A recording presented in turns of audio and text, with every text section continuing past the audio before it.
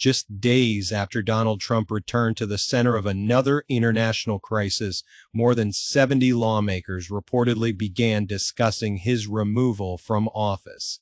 Some called for impeachment, others openly mentioned the 25th Amendment, and then came something even more shocking: serious political voices discussing whether a sitting president could actually be arrested while still in office. In modern American history, we have never seen political tensions explode this fast. What started as aggressive rhetoric toward Iran suddenly turned into whispers of a full-blown constitutional crisis inside Washington. Behind closed doors, panic reportedly spread through Congress as Trump's threats toward Iran triggered fears of war escalation, economic instability, and global backlash. Even some Republicans who had defended him for years began stepping back. Television networks cut into regular programming.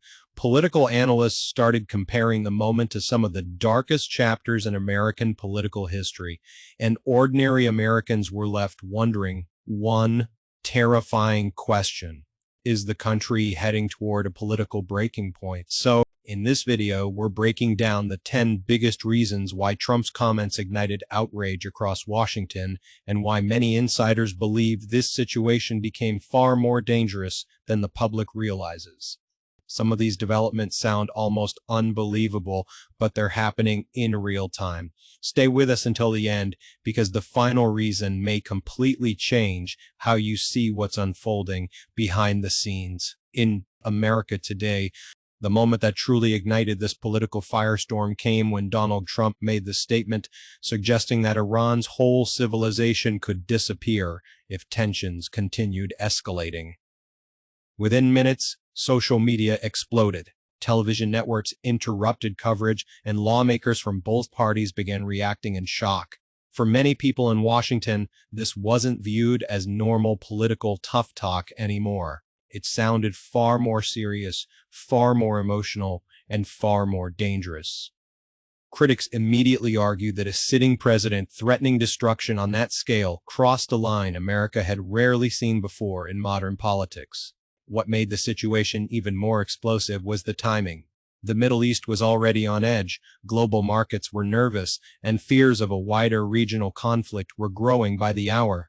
Then suddenly, the President of the United States appeared to be escalating the rhetoric instead of calming it down.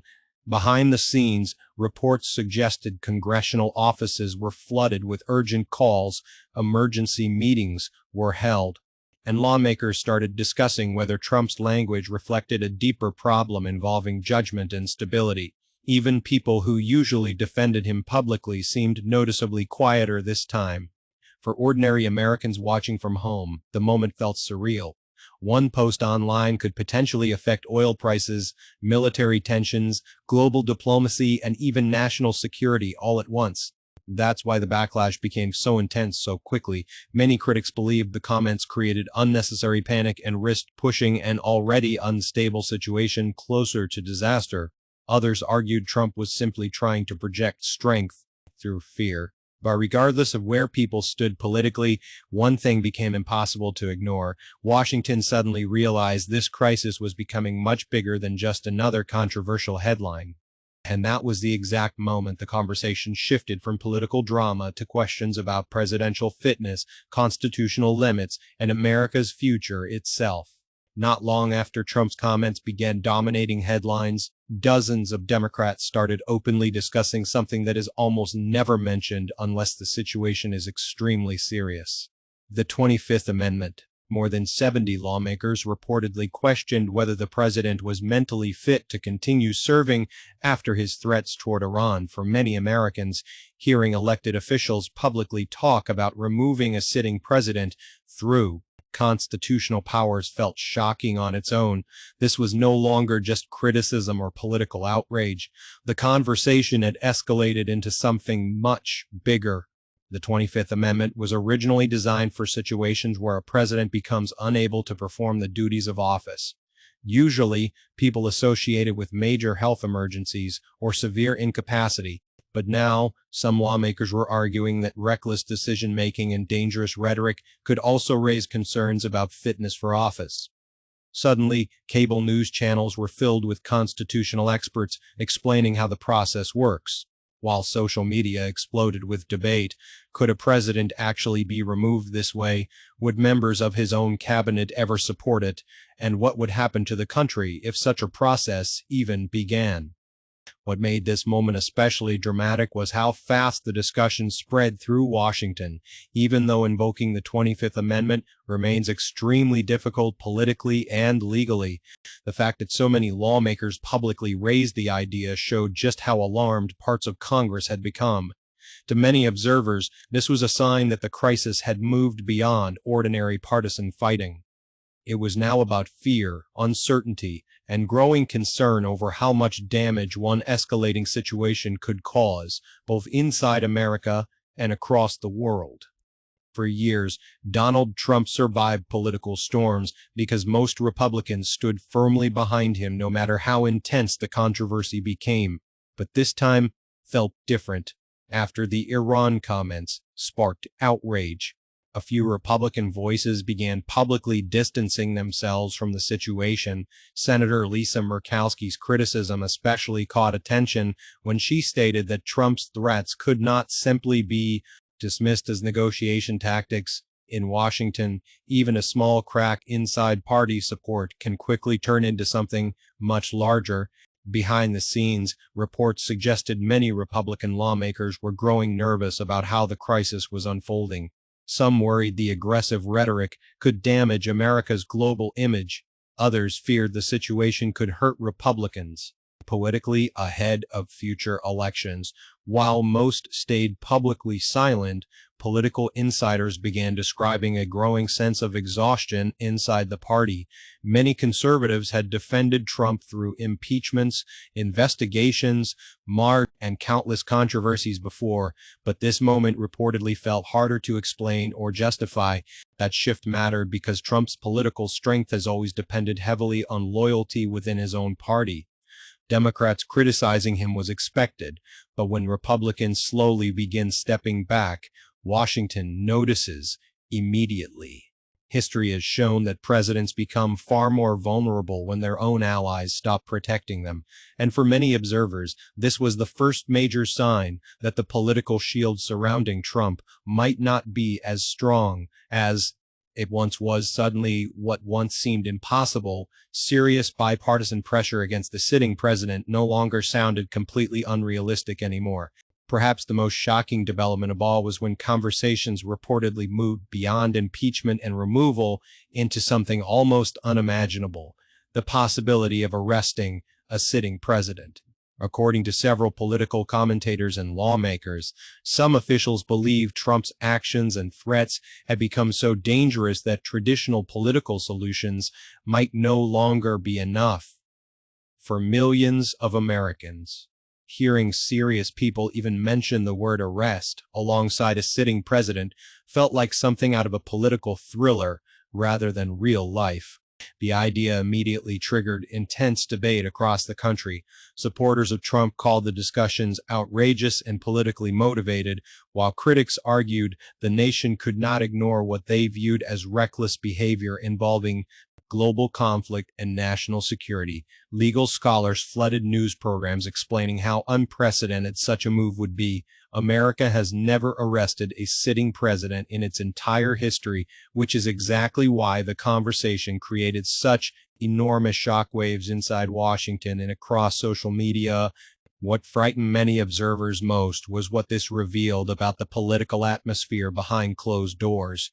When lawmakers begin discussing options this extreme, it signals a level of fear and distrust rarely seen in American government. Even if such an action remained highly unlikely, the fact that influential voices were openly talking about it showed just how deeply the crisis had escalated.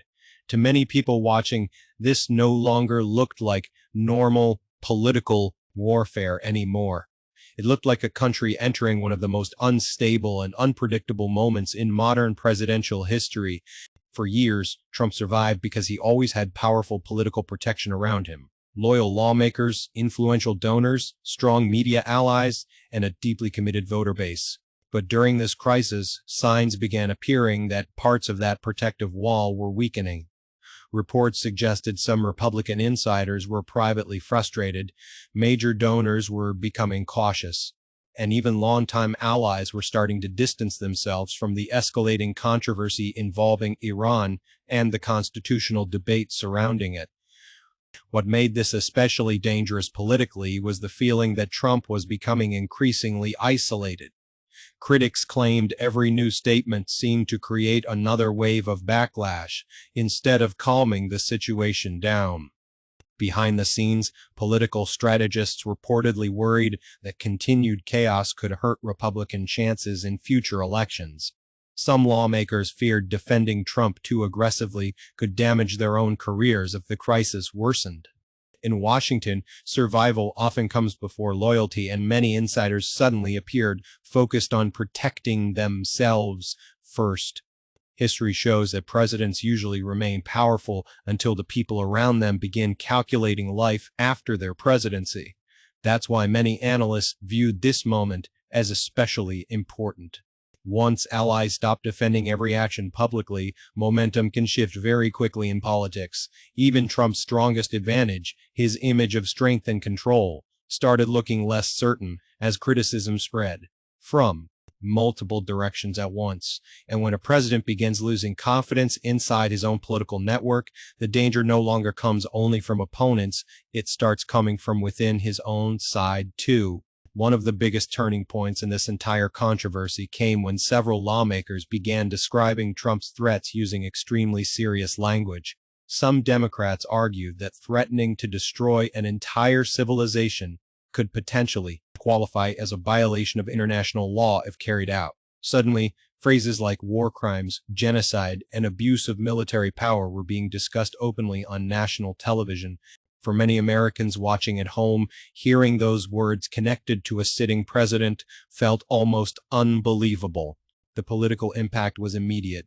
Critics claimed Trump's rhetoric went far beyond normal foreign policy pressure and entered dangerous territory that could damage America's reputation around the world. International allies reportedly grew uneasy, while human rights advocates warned that such language could escalate tensions even further. Meanwhile, Trump supporters argued that he was simply using aggressive negotiation tactics designed to force Iran into backing down. But regardless of political opinion, the conversation had clearly reached a completely different level than ordinary partisan fighting. What made this especially alarming inside Washington was the fear of global consequences. America's words carry enormous weight internationally, especially during military tensions. Lawmakers worried that hostile statements from the president could trigger miscalculations, retaliation, or even accidental conflict escalation. Once discussions start involving international law and accusations this severe, political damage becomes much harder to contain, and for many observers, this was the moment the situation stopped looking like another temporary controversy and started feeling like something that could leave lasting consequences for America's global image and political stability. As the controversy kept growing, major news networks and political analysts started using a phrase that instantly raised national anxiety: a constitutional crisis. That term is not used lightly in American politics. It usually describes moments when the country's institutions, laws, and leadership appear to be colliding in dangerous ways. Once commentators began openly discussing whether America was entering that territory, public fear and political tension intensified dramatically. Television coverage became nonstop. Legal experts debated presidential powers for hours. Former government officials warned about the risks of unchecked executive authority. Headlines focused on impeachment, the 25th Amendment, and even the possibility of emergency legal actions if tensions with Iran escalated further. To millions of viewers, it suddenly felt like Washington was operating in panic mode. Every new statement from Trump created fresh speculation about what might happen next and whether the country was approaching a breaking point politically. What made the situation even more unsettling was how divided America already was before this crisis exploded. Trust in institutions had already weakened after years of political battles, investigations, and election disputes. Now, people were watching lawmakers question not only Trump's decisions, but the stability of the entire system surrounding him. For many observers, this was no longer simply about one controversial statement. It became a test of how strong American democracy really is during moments of extreme political pressure. And once the public starts hearing words like constitutional crisis repeatedly, fear spreads far beyond Washington itself. Just when many Americans thought the impeachment era was finally over, the words suddenly came roaring back into headlines. Following Trump's threats involving Iran, several lawmakers began pushing for new articles of impeachment, arguing that his statements endangered global stability and crossed constitutional boundaries. Representative John Larson reportedly introduced impeachment articles, while others demanded immediate congressional action. The speed of the reaction shocked even longtime political observers who had already witnessed years of non-stop controversy surrounding Trump. What made this situation feel even more intense was the reasoning behind the calls. Critics argued that threatening massive destruction against another nation could potentially place America at risk of wider conflict and diplomatic fallout. Some lawmakers even used words like war crimes and abuse of power, language that dramatically raised the temperature of the debate. News panels, legal analysts, and constitutional experts flooded television screens once again, discussing whether Congress could realistically move forward with another impeachment battle while the nation was already deeply divided. For ordinary viewers, it felt like America had suddenly been thrown back into one of the most chaotic political periods in modern history. The country was once again hearing phrases like constitutional crisis, removal, and presidential accountability almost every hour. Even though impeachment remained politically difficult, the fact that lawmakers were openly discussing it again showed how rapidly confidence in Trump's leadership had been shaken. After the Iran situation exploded, and for many insiders in Washington, this was no longer about politics alone. It was becoming a fight over the limits of presidential power itself. Normally, a ceasefire announcement is supposed to calm tensions and reduce political pressure, but when Trump announced a temporary truce involving Iran, something unexpected happened. The outrage inside Washington barely slowed down. In fact, for some lawmakers, the ceasefire changed nothing at all. Critics argued that the damage had already been done because the original threats had created panic across the world. Instead of ending the controversy, the announcement only fueled more questions about how the situation escalated so quickly in the first place. Several Democrats immediately made it clear that their calls for impeachment or removal still stood despite the ceasefire. Some claimed Trump created a dangerous crisis and then tried to present himself as the person solving it. Others argued the sudden shift from extreme threats to temporary peace made the administration appear unstable and unpredictable. Political commentators began comparing the situation to someone lighting a fire and then demanding praise for helping extinguish it. That comparison spread rapidly across social media and intensified public debate even further. What truly shocked many observers was how little trust remained by this point. Usually, a diplomatic breakthrough gives leaders political breathing room.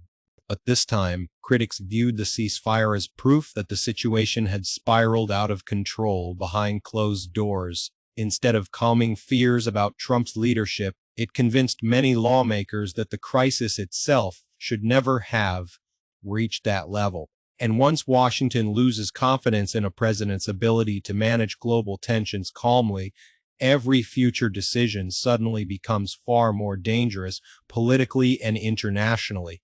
As the political storm intensified, one frightening question slowly began spreading across the country.